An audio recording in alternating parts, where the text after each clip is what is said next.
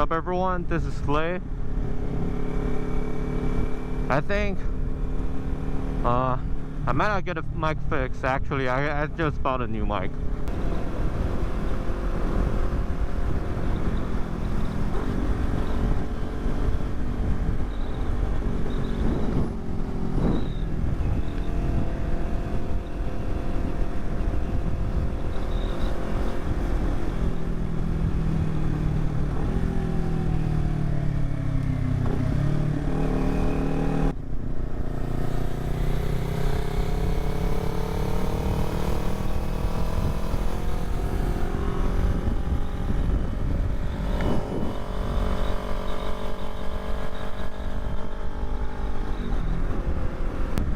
So when I first got it on this bike, I actually rode a Ninja 400. That's my friend's. Just want to give it a try. I took the CMSP course from Harley, and I was mainly operating a Harley, you know, Iron Sportster. I think Harley is just not my type of riding. It's a bit too relaxing. I want to be a little bit more engaged and more sporty. So after taking the course, I decided to give a sports bike a try. And you know, obviously I don't want to start with a 600 or 1000 cc. You know, that would be like irresponsible to myself.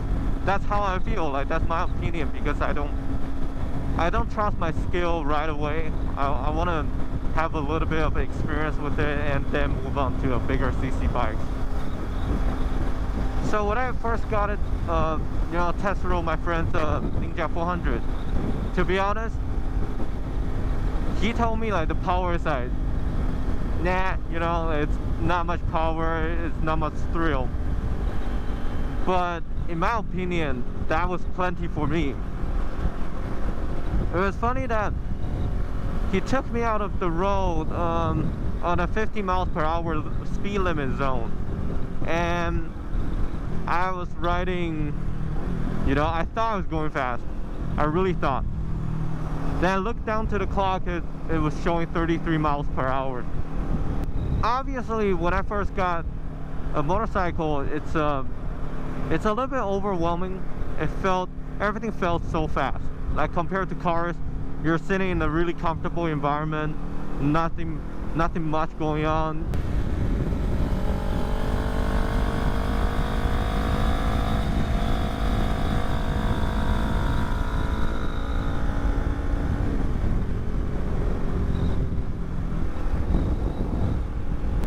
And after 1200 miles, you know, riding on the Ninja 400,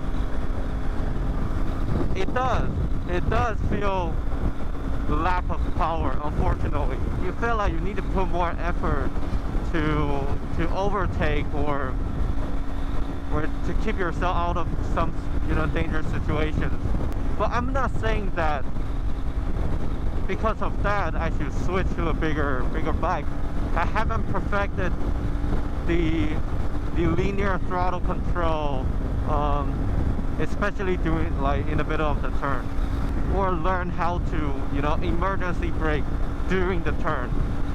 But we all know that you should not grab the brake too hard in the middle of the turn. And this motorcycle has one disc in the front, so if I grab on the brake, nothing much, but you know, you can definitely fell off. But unlike 600cc or bigger bikes that has better brakes, that you might lock the front wheel without ABS. So even though the power is a little bit lack of, I feel like I need more power, but it's a very forgiving bike. You can mess up with your shift, you can mess up a little bit on your, you know, braking. It's not going to punish you so much. But if you're riding at 600cc, that might be a different story. Like, one time I was practicing just braking while rev matching downshift. It's a little bit complex operation. on the pedals and on the handlebar. I made it, like first couple times I made it really jerky, which can be dangerous. Bikes doesn't like sudden force. You can brake gradually and hold firmer and firmer.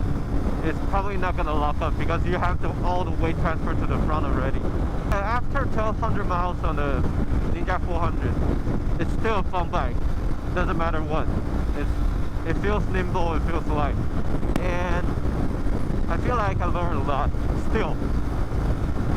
Not about that front straight. Everyone can turn the throttle and go fast in the front straight. But if you want to get good at motorcycle, in turning, that requires a lot of seat time, a lot of practice, and a lot of process to get you familiar with a specific bike. And I'm absolutely not there. Yes, the power on freeway is kind of low, kind of not enough. But in a city riding, like this thing rocks. This thing can go red line, first gear, second gear, third gear. And because it's so light, like maneuvering in a city, like filtering, I was kind of scared the first time. But then, after a couple tries, I noticed, okay, because it's so light, I had to do micro adjustments like when I'm filtering. Except the windows are kind of wide up, so you need to calculate in your head like whether the mirrors will fit through the traffic. The gas mileage is pretty good. It got 58.5 by doing all these daily riding. I'll probably do oil change every 1500 miles. I don't track it, so I don't think I need to do it really that often. 1500, 2000 miles.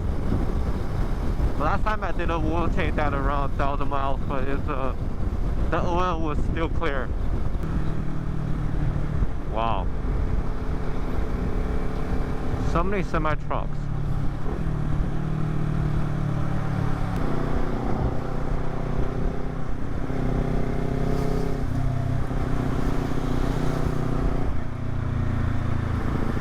And there's so many cars, man.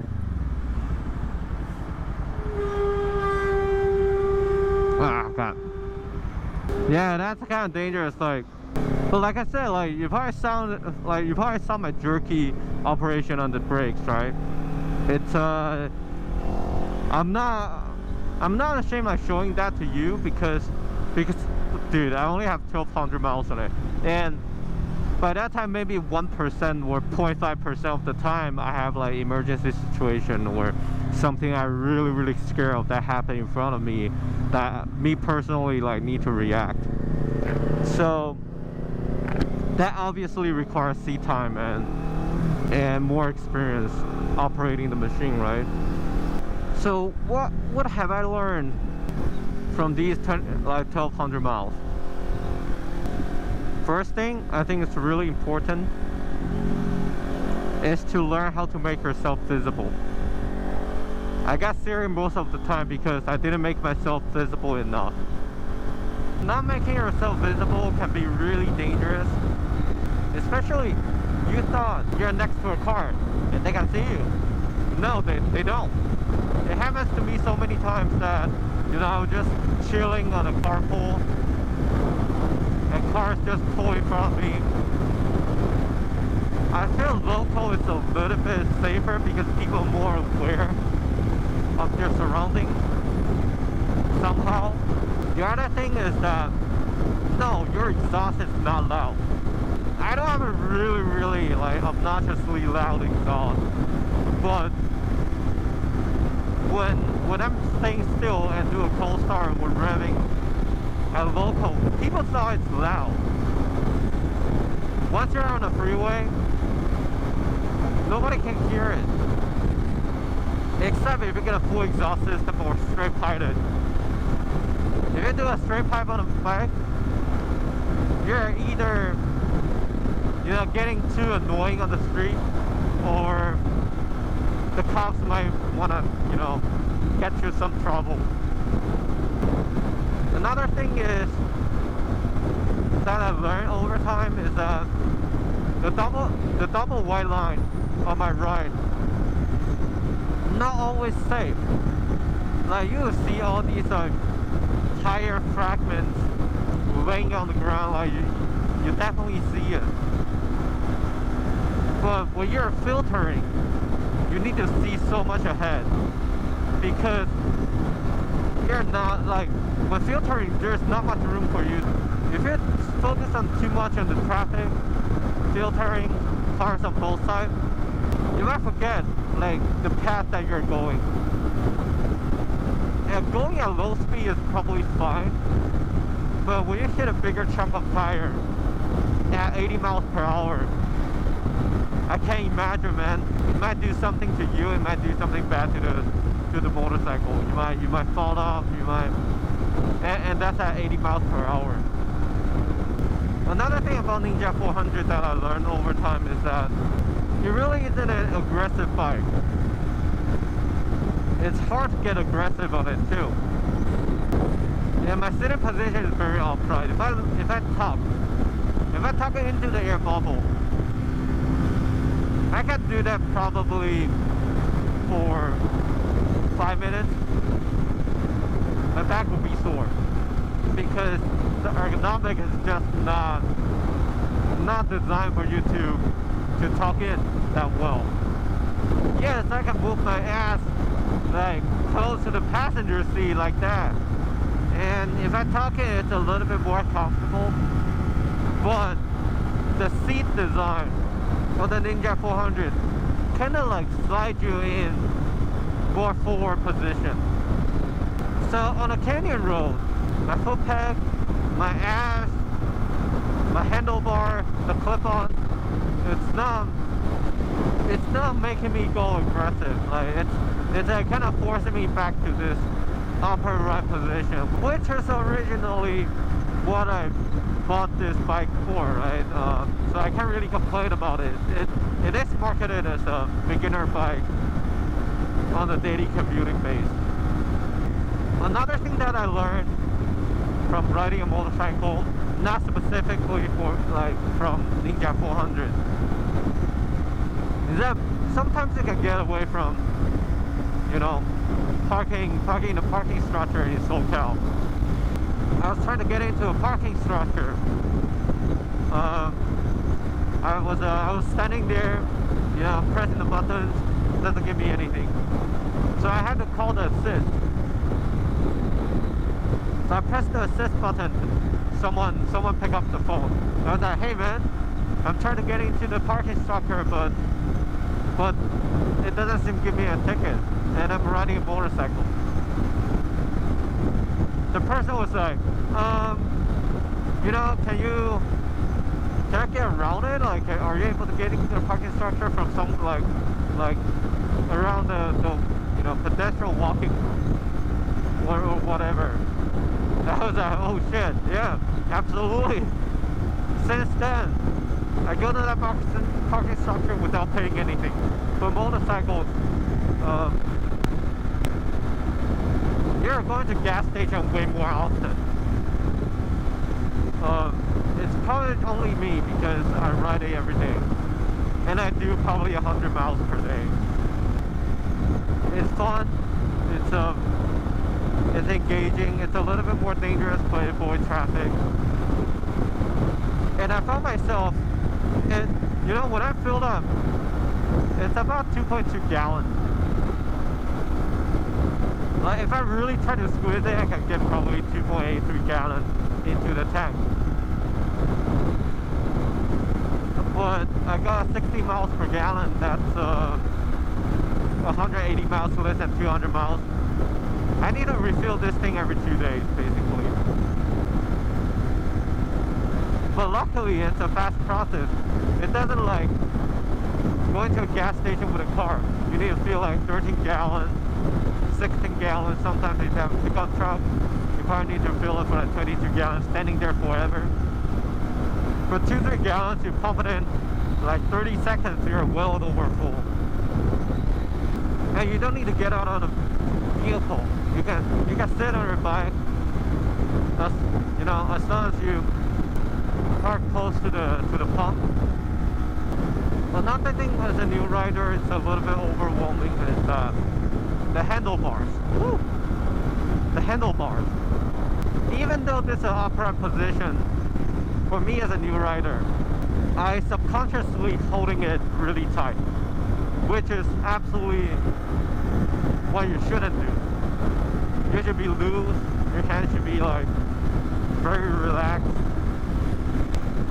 It doesn't require much effort to turn the throttle, and it's because motorcycles tend to go straight by itself. Oh, there's traffic ahead. I think all the new riders should be aware of is that the engine braking. If you drive a manual car, you know exactly what I'm talking about. Like sometimes you're driving on the street, you don't feel it, and you don't want to use too much gas. You just engine brake. But the thing is that engine brake doesn't show light. Like it doesn't light up your brake light. But the thing is that car's engine brake is not as intense. Yes, some of them are. But on a motorcycle, you're having engine braking. Also, the wind. There's so much wind, and your human body is basically like a parachute. So you have a parachute that helps you braking. You have an engine brake, so you don't use your brake that often. Even though this is a 400cc super small cc bike, you tend to have less engine braking than bigger cc bikes. But no, I'm gonna do 75, right? Okay, now I'm 75. Okay, if I let off my gas, alright, 70, 65. Yeah, and drivers behind you can be unaware of because they don't see a light lighting up. If there's any emergency stopping or just traffic up ahead, and they might focus on you because you're the one that they don't want to hit, I will tap on the brakes and let them know.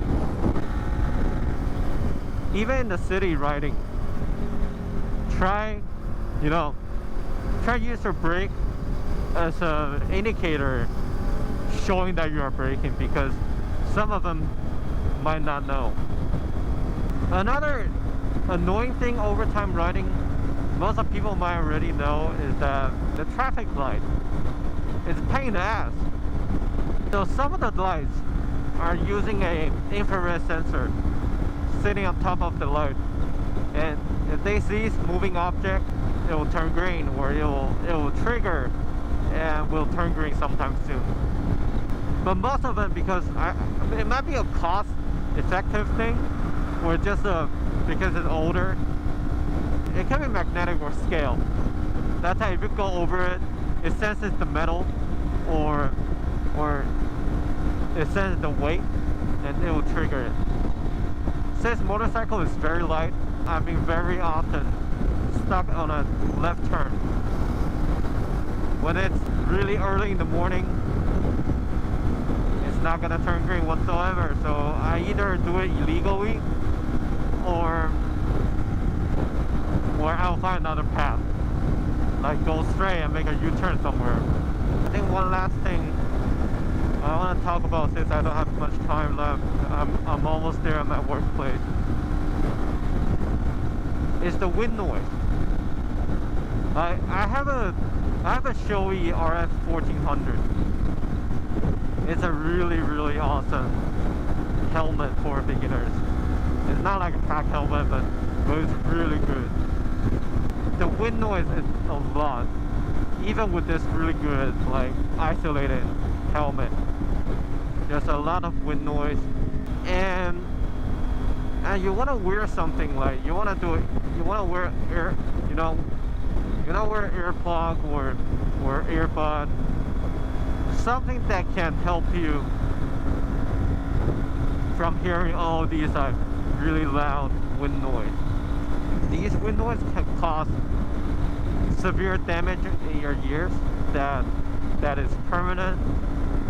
It's not worth it. The easiest thing I do is I wear, earphones. I can still hear I can still hear the motorcycle, and I can hear cars honking. Man, that man is cool.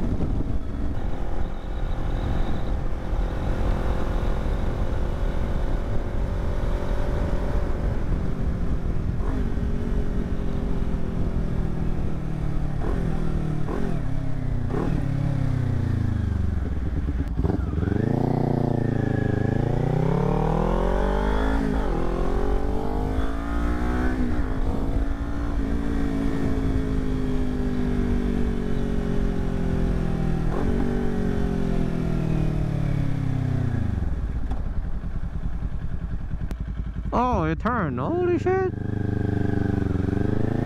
Why? How?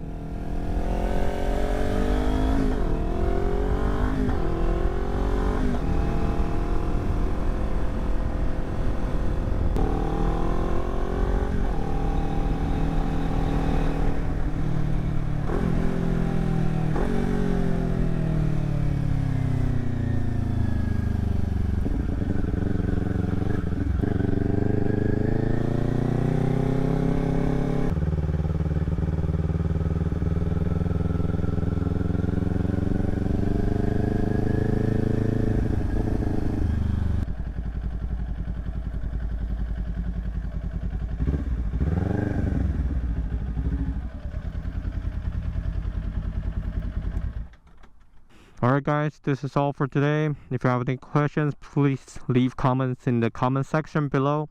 And peace.